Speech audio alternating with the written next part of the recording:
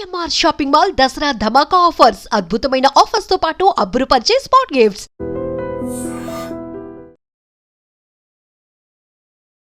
ఇప్పుడు అందరి చూపు కూడా జూబ్లీ హిల్స్ బైపోల్ మీదనే ఉంది. యాక్చువల్లీ జూబ్లీ హిల్స్ బైపోల్లో దగ్గర 3,98,000 ఓటర్లు ఉన్నారు. జనరల్లీ కూడా సిటీలో చాలా మంది కూడా బయటికి రారు, ఓట్ అయ్యారు. అండ్ జూబ్లీ హిల్స్ అంటేనే మనకు తెలుసు కదా, అంత పెద్ద పెద్ద పర్సన్స్ ఉంటారు. అంటే ఇండస్ట్రియలిస్ట్, అట్లాగే రాజకీయ నాయకులు, సినీ సెలబ్రిటీస్, వీళ్ళందరూ కూడా ఉంటారు.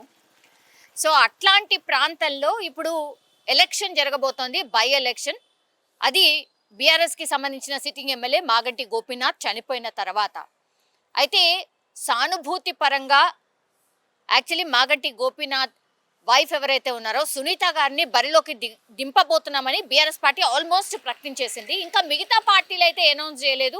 కాంగ్రెస్ పార్టీ నుంచి నవీన్ యాదవ్ బరిలో ఉండబోతున్నారని ఒకటి, తర్వాత బీజేపీ నుంచి మాధవీలత ఉండొచ్చు అనేది కూడా ఒక చర్చ అయితే నడుస్తోంది. మేబీ తెలీదు, అది కూడా కొంత వాళ్ళు కూడా ఒక ఆలోచనలో ఉన్నట్టు చెప్తూ ఉన్నారు. బట్ లీక్స్ అయితే ఇదే. సో ఇటువైపు చూస్తేనేమో బీఆర్ఎస్ సిట్టింగ్ సీట్ చాలా బలంగా ఉంది హైదరాబాద్లో బీఆర్ఎస్. అది ఎవరు కూడా కాదనలేని సత్యం. బికాజ్ హైదరాబాద్లో దగ్గర కోర్ హైదరాబాద్లో 16 స్థానాల్ని దక్కించుకుంది బీఆర్ఎస్ పార్టీ. అండ్ ఆ తర్వాత కాంగ్రెస్ పార్టీ వీకెండ్గా ఉంది అనేది మనం గత సార్వత్రిక ఎన్నికల్లోనే మనం చూసాం. కాబట్టి ఇప్పుడు పరిస్థితులు మారిపోయాయి. అట్లాగే అధికార పార్టీ కాబట్టి గెలిచే ప్రయత్నం ఒకటి చేస్తుంది. క్యాండిడేట్ కూడా వెరీ ఇంపార్టెంట్ కాబట్టి నవీన్ యాదవ్ అక్కడ స్థానికంగా ఉన్నటువంటి నాయకుడు. అట్లాగే ఎప్పటి నుంచో కూడా జూబ్లీ హిల్స్ నుంచి పోటీలో ఉన్నారు. గతంలో ఎంఐఎం ఉండే, ఆ తర్వాత ఇండిపెండెంట్గా కూడా ఆయన పోటీ చేసిండు. కాబట్టి జూబ్లీ హిల్స్ ఆయన అడ్డా అనేటువంటిది కూడా ఎప్పటి నుంచో చెప్తున్నటువంటి మాట. ఇప్పుడు కాంగ్రెస్ పార్టీ ఆయన వైపు మొగ్గు చూపుతుంది ఒకటి. దాని తర్వాత మాధవీలత గతంలో మనకు తెలుసు ఈ చార్మినార్ ఆ ప్రాంతంలో ఆమె ఓల్డ్ సిటీలో పోటీ చేసిర్రు. ఎందుకంటే ఆమెను ఇక్కడ దింపడానికి రీజన్ ఏంటి అని అంటే మైనార్టీ ఓట్లు ఎక్కువగా ఉంటాయి. ఆమె కొంత సామాజిక కార్యక్రమాలు, ఆమెకు ఒక ఫౌండేషన్ ఉంది.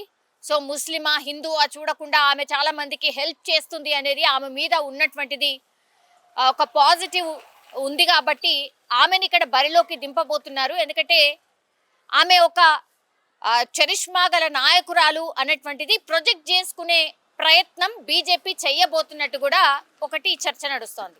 అది కాకుండా ఇంకో 2 కొత్త పేర్లు వినిపిస్తున్నాయి.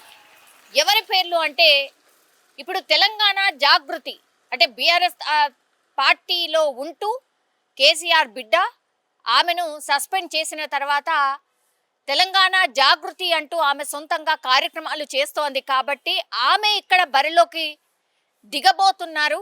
ఈ ఉప ఎన్నికల్లో కవిత పోటీలో ఉంటుంది అనేది కూడా పెద్ద ఎత్తున ఒక ప్రచారం అయితే జరుగుతోంది. ఇంకో భారీ ట్విస్ట్ ఏంటంటే రేపు బీసీల కోసం బీసీ నినాదంతో ముందుకొస్తున్నటువంటి ఒక కొత్త పార్టీ ఆవిర్భవించబోతోంది రేపు.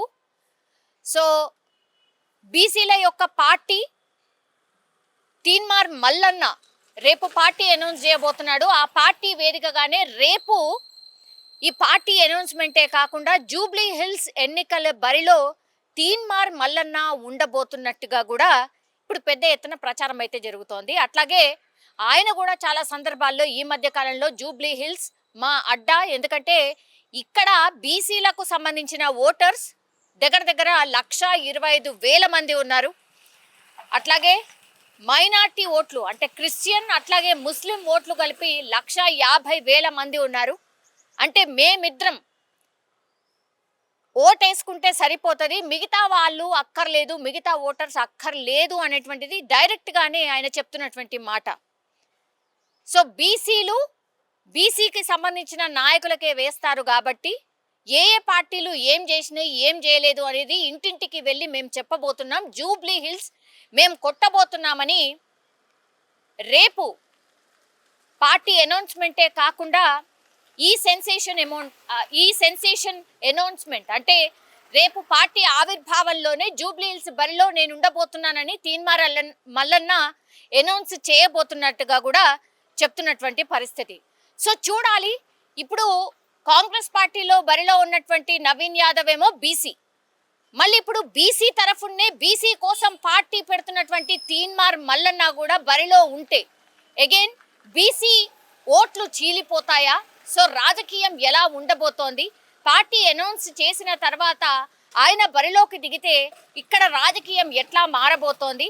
అట్లాగే తెలంగాణ జాగృతి తరఫున ఇప్పుడు కవిత కూడా బరిలో ఉంటే తను కూడా బీసీలకు న్యాయం, బీసీల కోసమే పోరాటం చేయాలి అనేటువంటి నినాదం ఎత్తుకున్నారు. కాబట్టి ఇప్పుడు కవిత కూడా బీసీల గురించే పెద్ద ఎత్తున మాట్లాడబోతున్నారు అనేది కూడా మనకు తెలుసు.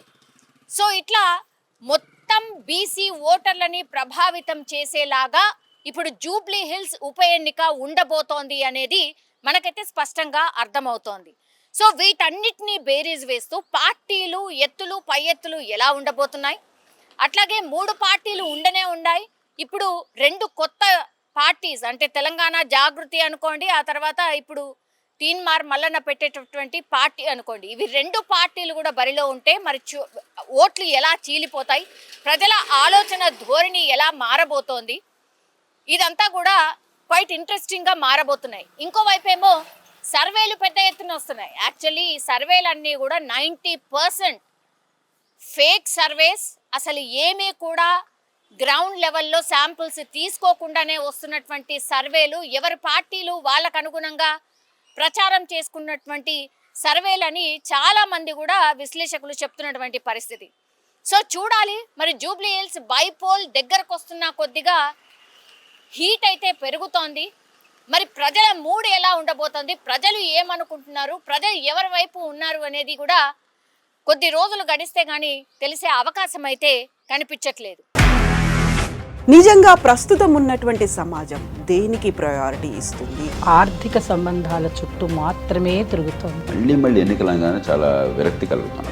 మంచి అనిపిస్తుంది కదా, లేడీస్ కూడా ఛాలెంజింగ్ జాబ్స్ చేసినప్పుడు చాలా బాగుంటది. ట్రాఫిక్ అసిస్టెంట్స్ గా నియమించిన ట్రాన్స్జెండర్స్ అందరితో సాల్యూట్ చేయించుకుంటున్నారు. ఫుడ్ డెలివరీ ఇవ్వటానికి వెళ్ళినటువంటి డెలివరీ బాయ్ అనిల్ పై కళ్ళ ముందు పెళ్ళండి